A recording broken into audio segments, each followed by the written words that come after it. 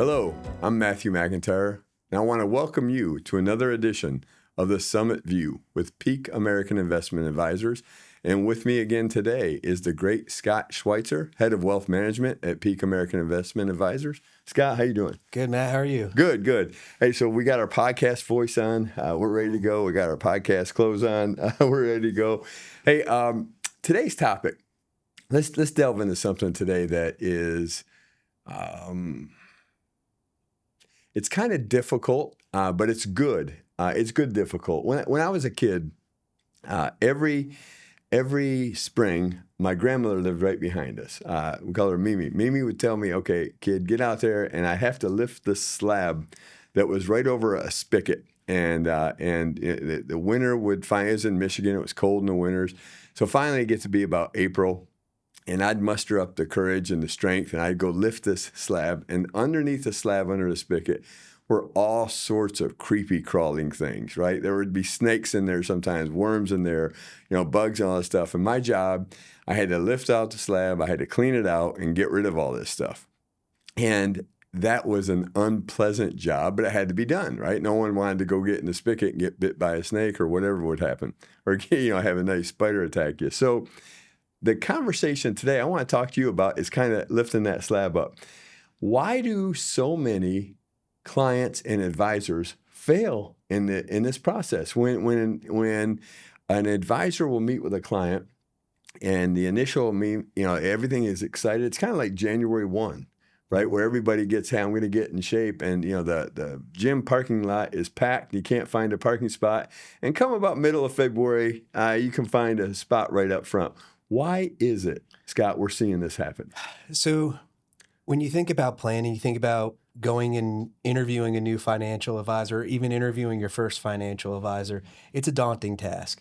It takes a lot of emotional strength for that person to make the appointment, come on into the office, share their personal information.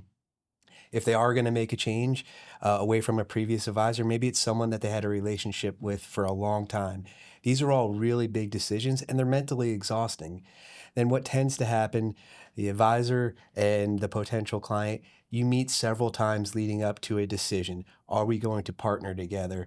During that time, a lot of inexperienced advisors, they don't really want to push the envelope or ask the tough questions or have accountability on the prospect side because they want things to go well. They're afraid of offending the prospect and the client, and then maybe losing the business. Exactly. So you kind of play this tiptoeing game around folks, and on the client side, they're doing the same thing.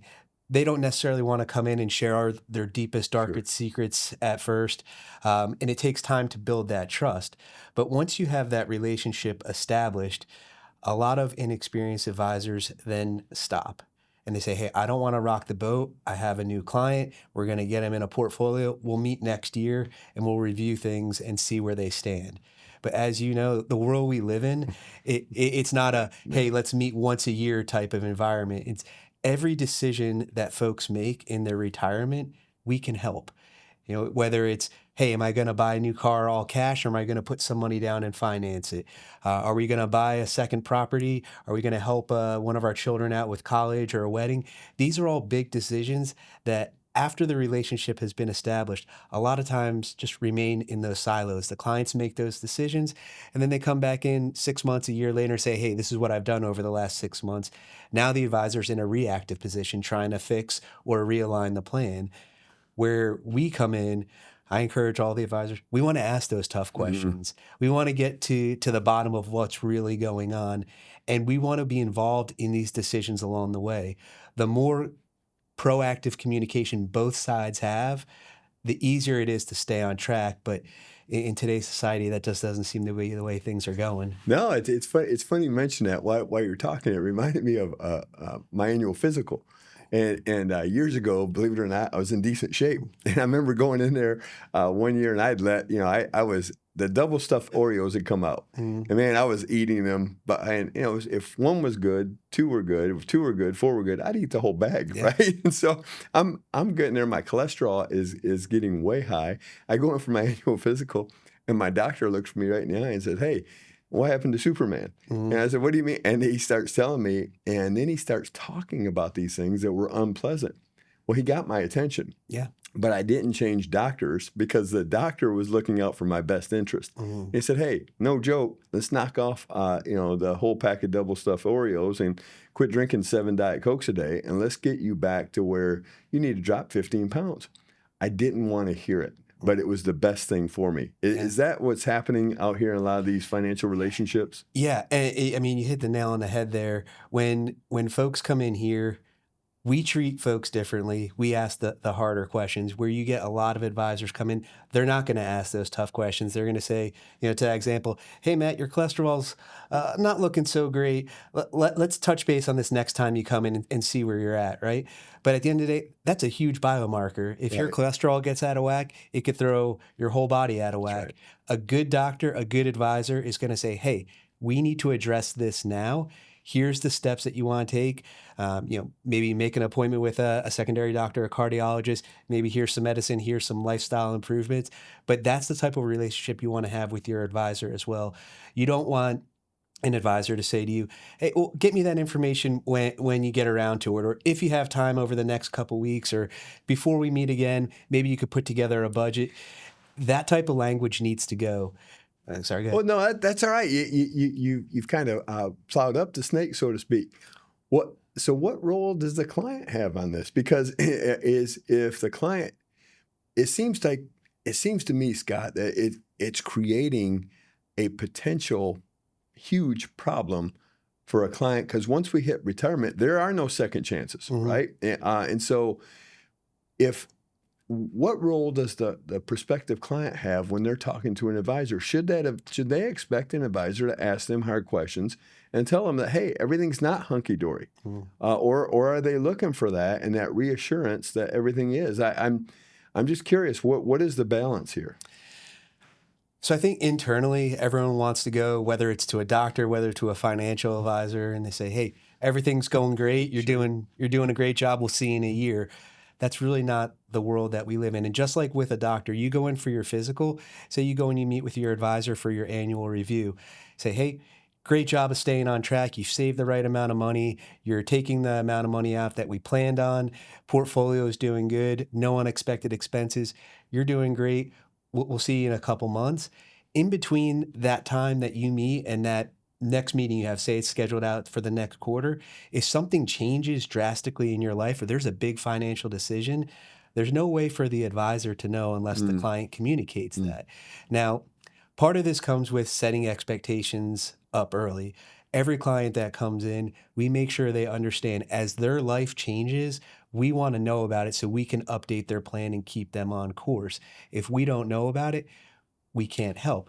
But no, so let's talk about that. What are some life changes that happen that should be markers for a client to say, I need to talk to my advisor about this? What types of things? So any big unplanned medical expense, any expense at all, whether you're buying a car, you're buying a home, you're helping out children, anything that has to do directly with your finances and how much money you're spending, that should be relayed to your advisor. Not for them to tell you, no, you can't do it, but to tell you, hey, if you are going to do this, let's plan this out and let's do it in the most efficient and optimal way for you versus, hey, let's just grasp at straws and hope that we're right. And then when we go in for our meeting in a quarter from now, if we got it wrong, we'll course adjust. Let's get it right the first time. Let's have that conversation. And again, it's just like going to a doctor. If you go to your doctor, you get a checkup, you're great. But a month later, you come down ill and you get sick. You're not going to wait till your next quarterly meeting to go into a doctor and say, hey, I've been sick for 2 months. Can we take a look at that too? You're going to go back to that doctor, figure out what's wrong, maybe get some medicine and get yourself better. Right. So if I'm sitting there, I'm going along, I'm 62 years old, and my daughter down at Texas A&M falls in love with a rich farmer, which is still my goal. I like farmers and I like rich farmers, Gracie. So if that happens, and then I've got a plan on a wedding, so I'd come to you, my advisor, and say, listen, we're looking at a wedding. This is going to cost. I don't even know what weddings cost today, but it's going to be expensive. And then you're going to tell me what? What are you going to tell me? And I say, hey, listen, I need to have an extra 50,000 or 70,000 hours for this wedding, or 100,000. What are you going to tell me? So first, we're going to look at everyone's individual situation. Do you have pre-tax money versus post-tax money? What's going to be the best way or best mix to take that money out? Do you have an RMD this year? Maybe some of that money could be covered by what's required to be taken out. We also want to look at the tax impact. On a post-tax account, are there short-term gains versus long-term gains that we can look at? Are we able to get you some of that money, perhaps with no tax implication at all? These are all different facets of what we're going to look at versus just aiming blind, grabbing some cash and saying, all right, well, I got $50,000. I don't know if it was the best place I could have taken it from. In some instances, we've had folks that before they started working with us have made some decisions where they've sold some investments that were short-term gains, meaning they're paying their income tax rate on that, versus if they would have waited 2 weeks or looked at a different bucket, they had long-term or perhaps even no taxable gain. So it can end up costing you quite a bit, especially in retirement. As you said, you don't get do-overs, right? Right. And so you want to make sure you're maximizing every dollar that you have, keeping more money in your pocket when you can and paying less in taxes. So you're saying, what I hear you say is, hey, listen, just what's the old saying? Again, I'm quoting Mimi today a lot. An ounce of prevention is better than a pound of cure. Yeah. Just to pick up the phone and say, Scott, hey, listen, we got a wedding coming up with Grace. Here's what we're looking at budgeting is. Can we sit down and talk to you, or have a Teams or a Zoom call and talk? Yeah. Okay. Yeah, I hear you talking a lot this morning about meeting more than once a year. And I'm just thinking while we're talking, since the last time you and I talked, we've had threats of invading Greenland. We've had a tariff on. I don't know who we're tariffing today. We're probably tariffing somebody. And we got gold and silver going crazy. We got Bitcoin dropping down 40%. It is not like it used to be, is it? No. It's not like, where we just, everything was stead. No one even knew who the Fed chair was when I was growing up. And now, the Fed chair is kind of a celebrity and it moves markets. Why is it then that so many people do hey, I'll see you in a year. In a year, I mean, everything could be upside down. Why are they doing that? Because they don't want to rock the boat with the client? Why is that? Yeah, I mean, I think a lot of it comes from just the old school advisor way of thinking. You meet with your advisor once or twice a year. You really don't get deeper than surface level because they don't want to rock the boat. They don't want to jeopardize the relationship. I think people nowadays are wanting more guidance and more direction. Just like if you go to a doctor, you want a doctor that's going to tell you, some of the stuff you don't want to hear. If you're not healthy, you want them to tell you that. You want them to help you get healthy. A lot of advisors just don't want to rock the boat. They don't want to upset the client. And accountability goes both ways. So the advisor needs to be accountable for following through on what they say they're going to do. The clients need to be accountable for updating the advisor on changes.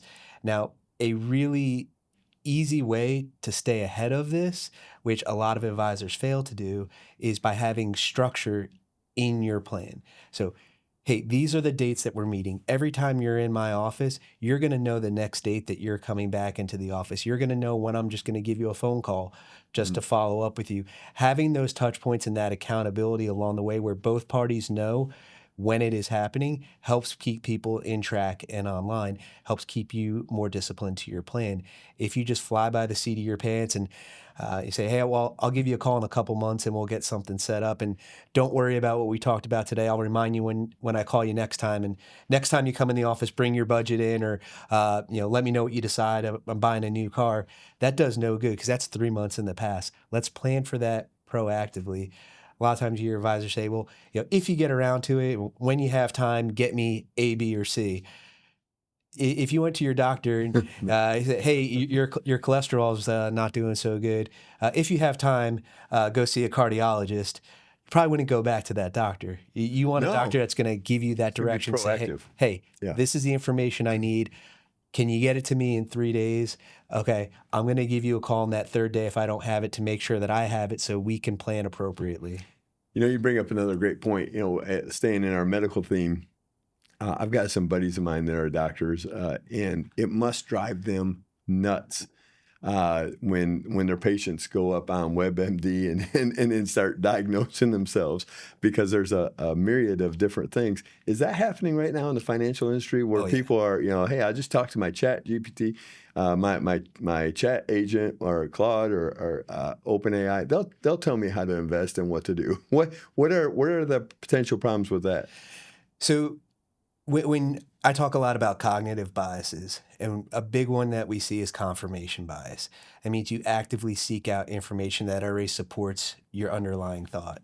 So you think about that in just everyday life, which is the news channels that you have. If, you're more on the conservative side, you're probably more likely to watch Fox News. If you're leaning more left, you're probably more likely to watch CNN.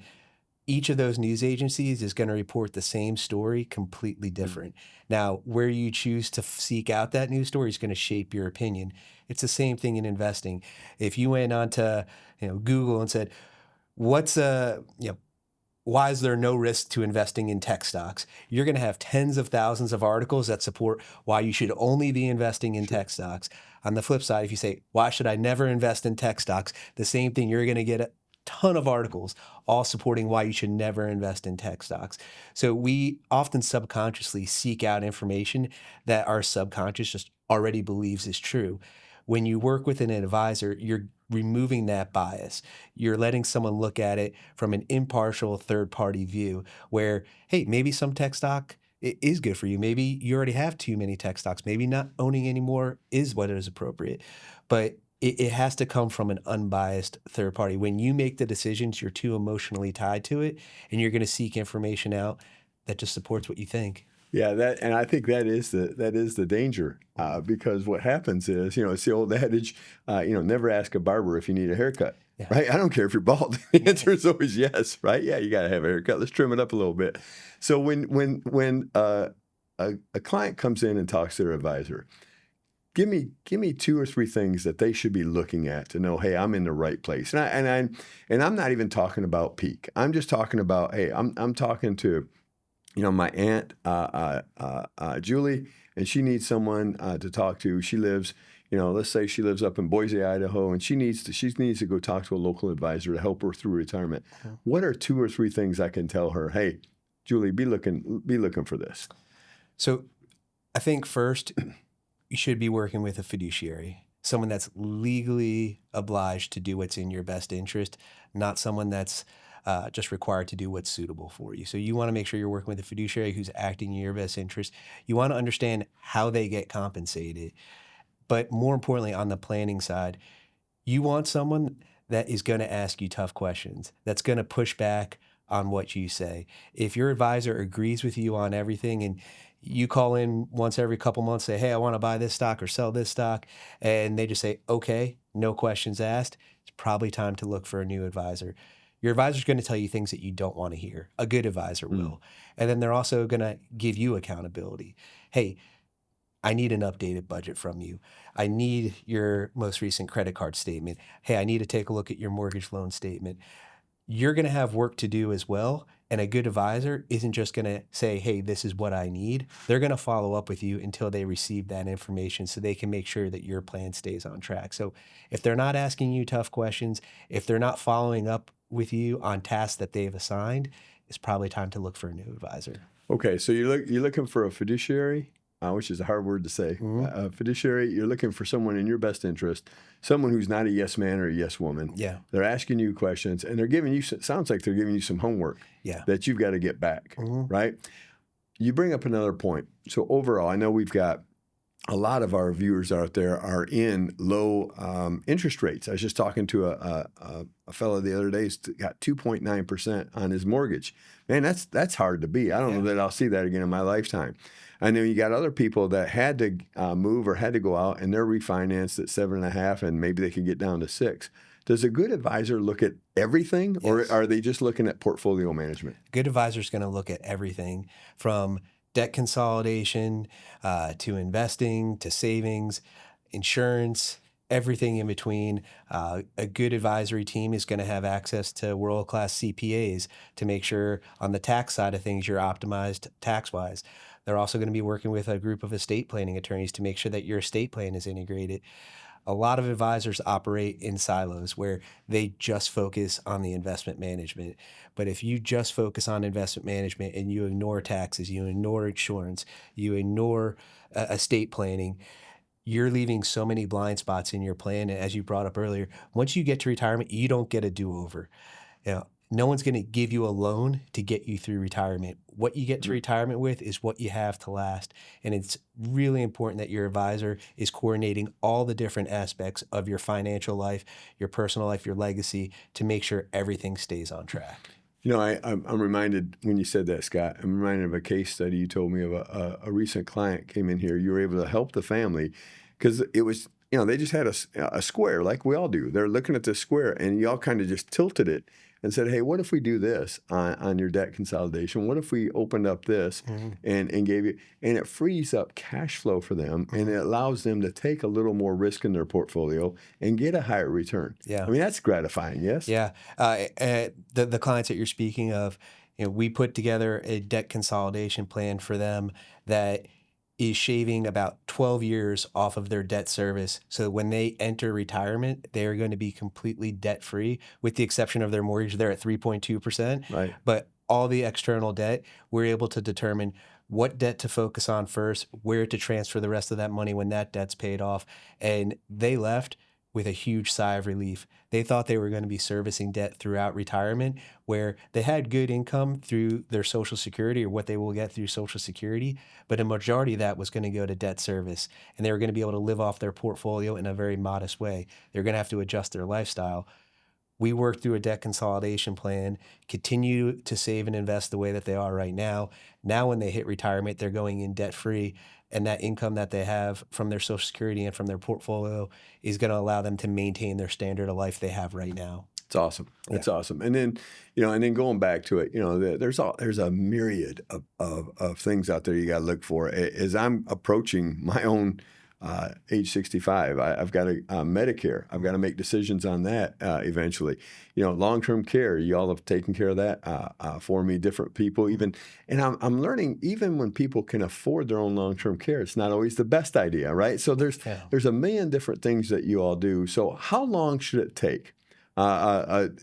Someone comes in and says, hey, I want to talk to Scott Schweitzer. I want to talk to John Congdon, whomever. How long should the process take to get up and running and to get a dynamic retirement plan that works for the client and helps them? How long does this process take? So typically the first conversation, folks come in, it's exactly that. It's just a conversation. No decisions are going to be made. No recommendations are going to be made. It's a chance for the advisor to understand who's sitting across the desk from them, what they're trying to accomplish, and even if we could provide that value.